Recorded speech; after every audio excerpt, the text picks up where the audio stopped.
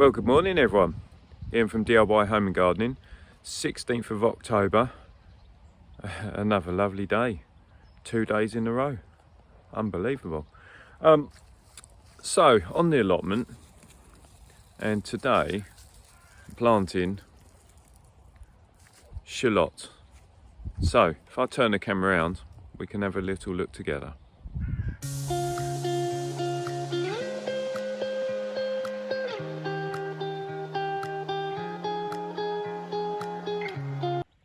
Okay, as I say, putting in shallots today. Now, what are shallots? Well, they're kind of like a small onion in the crudest terms. And yeah, you can grow them from seed, but to be honest, I always prefer growing them as set. And shallot is very underrated. We'll say onion. It's very underrated. You know, you use it much like an onion. It's sweeter than an onion. Obviously smaller.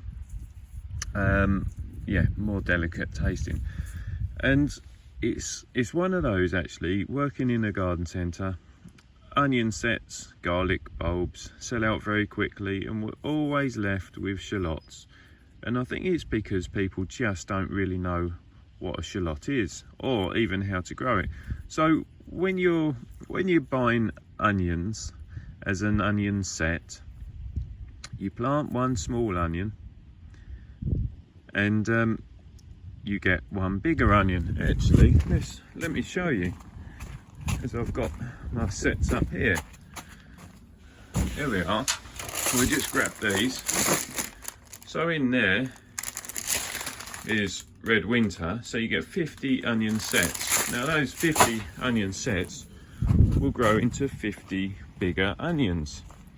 A shallot, on the other hand, all that doesn't grow into a bigger shallot.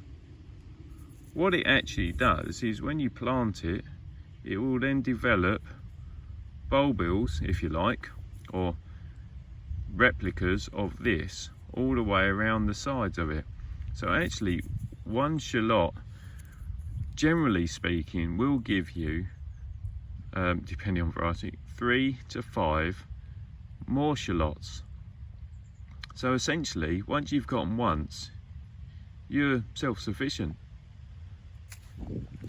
Okay, so pop that there. So it's Griselle. Now Griselle is kind of classed by many as I suppose the proper shallot, a grey shallot, and probably because the skin is greyish in colour, but is the sort of the recognised shallot by the French. Normally I end up growing Golden Gourmet, which produces a rounded bulb about that size, or Micor, which produces an elongated bulb about that size. And quite frankly, they're a bit of a pain in the arse to have to process for cooking or for pickling. They are fantastic for cooking, give you that, but Griselle, yeah, it's a bit more manageable for me. So I've managed to source some, and I'm going to be planting them out this year. Which brings me on to the beds. So what do they want? Well, much like onions and garlic, they want an open environment. I don't want it too windy, but you know, open environment kind of goes hand in hand with it being windy. Open environment, free draining, so it works amazingly well in the raised beds. Plenty of organic matter, tick that box. And well, they're as tough as anything. So in the UK, you can plant in the autumn time, no problem. Some of the other varieties are spring planted types, but Griselle, fine in the autumn. So this bed has been prepared like like all the others, to be fair. And what I tend to do is, well, actually I can show you. Feels like I'm walking around a lot today. I'm in the middle of prepping this bed, actually. So what I tend to do is I remove or dig back the soil, or sort of the composted soil if you like. Dig that back, infill this trench with some fresh organic matter, and then the soil comes back on top. So like I've done with that. And so you're always building up that organic matter that is in it, and that is exactly what these bad boys want.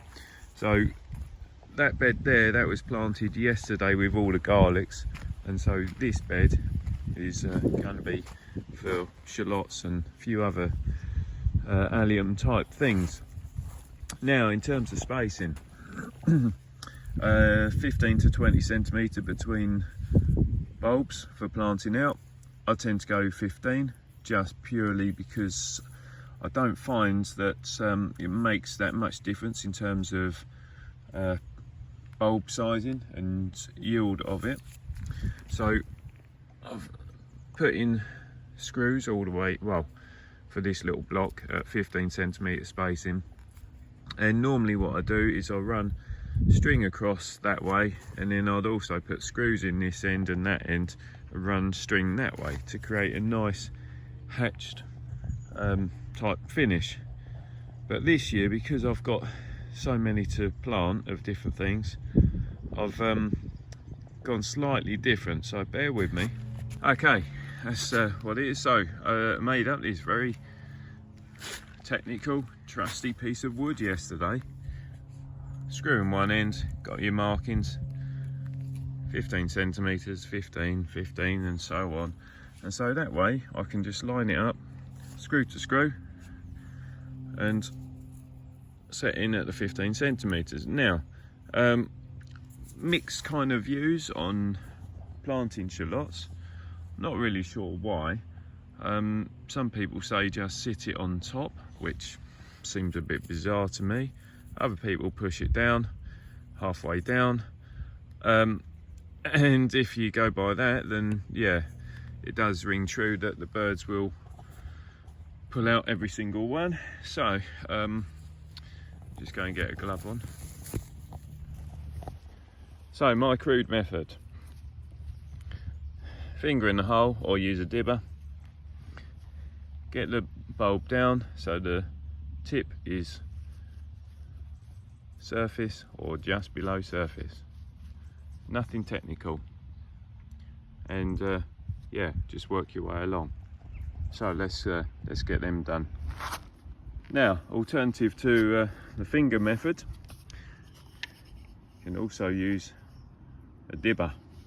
Now this is a pointed dibber as opposed to a ball nose or rounded dibber, and it's quite handy, to be honest, because it just means that you save a bit of effort. Pop it in like so, drop your set in, and job done. Anyway, let's get those done. Right, well that is done, all the planting done. Now the most important thing, make sure you stick your labels in. So one at the beginning and one at the end. And what I do, I put the label inset a little bit, so that way in the summer, if your compost soil mix does shrink away from the board, this label's not just going to disappear in the void. So pop it in, slightly indented.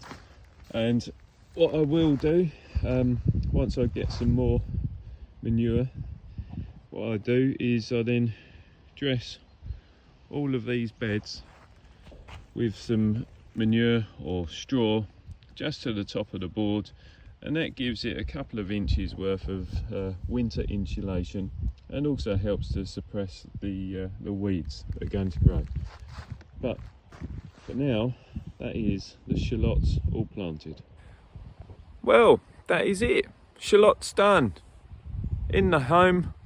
Just got the rest of the bed to plant up now, so it'll be for some onions. But you know, it's quite a straightforward process, and as I say, shallots, really good value for money. Totally underestimated by most gardeners and allotmenteers. Just, I think, because people aren't really aware of the fact that they multiply so readily. Just like, you know, think of them like a garlic. You plant 1 clove of garlic to get a nice bulb, 1 shallot, 3 to 5 new shallots of good size. Much better value than onions, but for whatever reason people like an onion. So anyway, give them a go, give them a try. They're not difficult to grow. If you can grow onions, garlics, leeks, whatever, you can grow shallots. So give them a try, you won't be disappointed, I promise you. If you do like what I'm doing, then obviously please subscribe to the channel. Always good to have some more people coming on board. If you like what I'm doing, also make sure to press that reminder button so you don't miss out on the future videos that I'm doing. You know, because without those little reminders, we all forget to tune in to see what people are doing. And I always say it, but it is so true. You've got to enjoy what you're doing, have fun, but also take that time to experiment a little. So if it means, well, not looking at a spare bed, an empty bed, if it means trying some shallots for the first time, just nip to your garden centre. You can buy a small packet of them for only a couple of pounds. So, you know, just give them a try. You never know, they might be something that you end up replacing your onions with. Or, like me, something that has replaced my spring onions. So, till next time, and there you go, have fun, and bye for now.